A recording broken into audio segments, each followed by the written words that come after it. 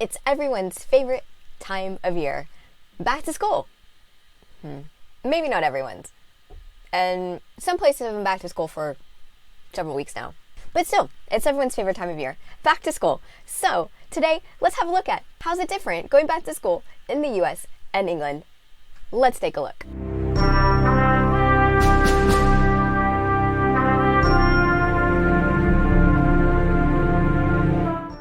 Welcome back to Mrs. Wilson Science. I am Janelle Wilson, a science teacher who has taught in both the US and in England, and I'm sharing my experiences of the differences between the two places. So let's see how going back to school is different. Number one, looking at school supplies. So school supply shopping is a huge, big deal for parents and students in the US. Schools and teachers send home these really long supply lists of things that students are expected to bring in. As a teacher, I used to create a supply list of very specific things I wanted all of my students to bring in. Here's an example of one of those lists.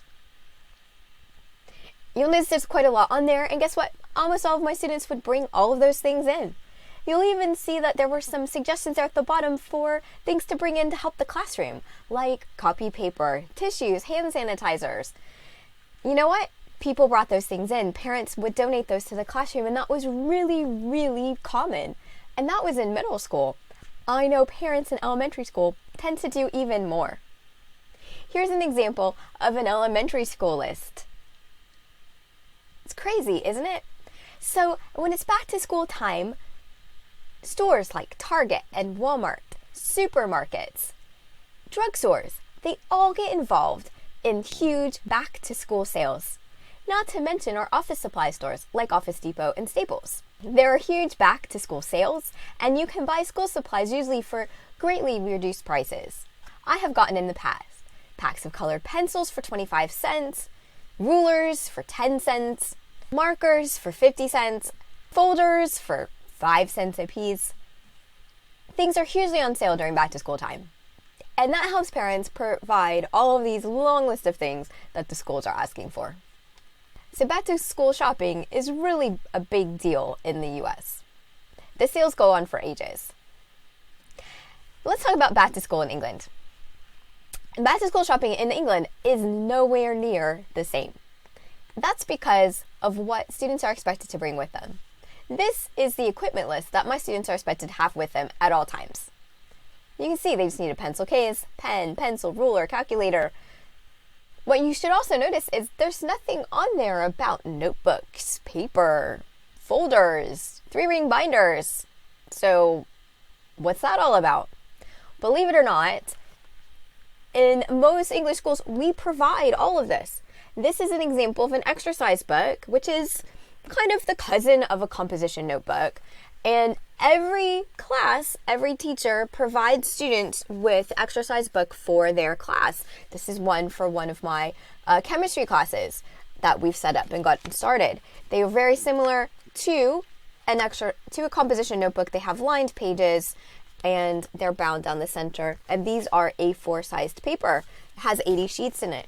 What happens if we fill it up before the end of the year? Guess what? We just give them another book. It's crazy. That was a huge thing for me when I first moved to England, transition, that we actually provide the books to students. Not only that, we give students a planner every year. Now, I don't think that's terribly uncommon because when I taught in the US and we had students use planners, we also gave them to the students. So that probably happens in both places. All right, number 2, clothes shopping.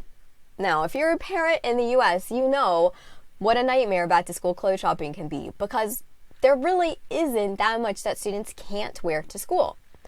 Most schools in the US have a dress code, which basically tells students what not to wear as opposed to what to wear. So it's things like no bare shoulders or spaghetti straps, no bare midriffs, footwear that's safe. So sometimes no flip-flops, but it probably depends on where you are because when I went to school in Florida, I wore flip-flops all the time to high school. So that's probably not a no-no. Kids can pretty much choose what they want to wear, and so then they have to worry about, are their clothes still in style? Will they fit in with their friends? What are the new hottest shoe fashions? It's a big deal getting ready for back to school. In England, it's very different because almost every single school in England has a uniform. In fact, not having a uniform is an exception. And so students only need to get what they need for their uniform. At the school where I teach, the school uniform is a dark green blazer that has the school crest on it. White dress shirt, schoolhouse tie, so there's 4 different types of ties because we have 4 houses. Black trousers or black skirts, and the skirts have to be in 2 specific styles. Black tights or black socks, and black shoes. And those shoes need to be dressier type shoes, not trainers or sneakers if you're from the US, or tennis shoes. And so when parents are getting students ready for back to school, they just need to make sure that the uniform is all set, ready to go. Now you might think that this would save money, but my understanding is school uniform is still really expensive. And so parents are spending £200 to £300 a year just on school uniform. Now we also have a PE uniform or PE kits that students also need to buy, which is a school polo shirt, black shorts, or black athletic pants. And there is also a school hoodie and a school long sleeve top that they can get. That's a little bit more generic because they can wear just a white polo shirt. However, if they do want to wear a hoodie, they need to get the school hoodie. Now, number 3, back to school for teachers. Teachers in the US spend hundreds of dollars of their own money every year preparing for back to school. I sure did. I would scour all of the ads as they came out for places like Office Depot, Target, Staples, Walmart, Walgreens, Publix, the supermarket, to find the best deals. And I would store hop to get the best deals on all of the things that I needed for my classroom. And what were those things? Well, I was buying rulers and pencils and colored pencils and markers and pencil cases and paper and notebooks and all sorts of things to get my classroom ready. So I had backups in case students didn't have anything from that list of things that I wanted them to have, or if there were specific supplies that I wanted to provide because I wanted things done in a certain way. Also, I would have to get my classroom ready. And so I would be buying bulletin board paper and border and letters and maybe poster sets. When I first started teaching, I really much relied on those bulletin board poster sets. Eventually got a little bit more creative with my bulletin boards, but when I first started teaching, I needed a lot of help. So teachers are spending a lot of their own money getting their classrooms ready. Plus, we also had those teacher supply stores. I could go to this shop called the School Box in Atlanta, and I could get all of the things that I would actually need for decorating my classroom. And that shop was hopping during back to school time. The lines were so long to get school supply stuff. But the border, the backing, the things that I could get for my classroom were also really cool. In England, it's very different because really, teachers aren't expected to provide anything. The school provides it all. Copy paper, right? Every US teacher knows there's a time in the year where the copy paper runs out. And if you don't have your own stash, you don't have any more handouts to give your class.